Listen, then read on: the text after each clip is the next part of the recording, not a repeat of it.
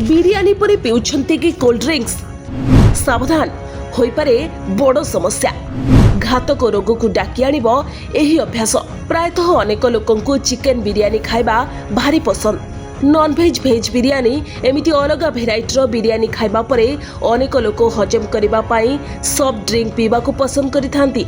अनेक समयरु आम मनरे एही धारणा रही आसीछि जे खाइबा परे मृत्यु पानीय सेवन कले खाद्य सहजरे हजम होई जाय, किंतु विशेषज्ञ यार ओलोटा कहती अर्थात खाइबा परे कोल्ड ड्रिंक्स आदौ पीवा उचित नुहे। एमिति कि खाइबार तुरंत परे पानी मध्य पीवा ठीक नुहे बोली कहती विशेषज्ञ।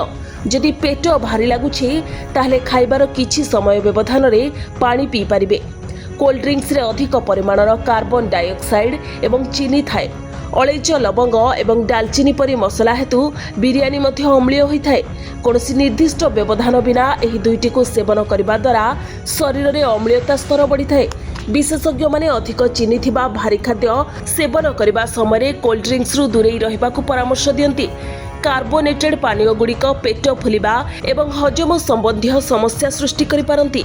एहा परिवर्ते बिरियानी खाइबार 1 घंटा परे अण कार्बोनेटेड पानीय सेवन करबाकू परामर्श दिया जाय।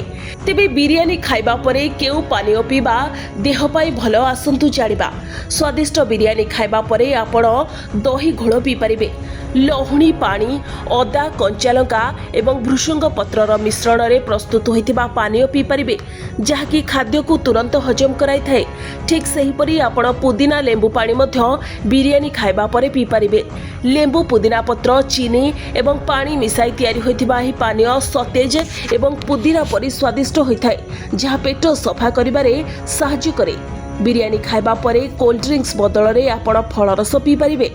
आंब पिजुली एवं डालिंब परी सतेज फलर जूस सहजरे हजम हेबा सह देह पाई मध्य स्वास्थ्यकर बोली कहा जाय। ब्यूरो रिपोर्ट प्रभात न्यूज।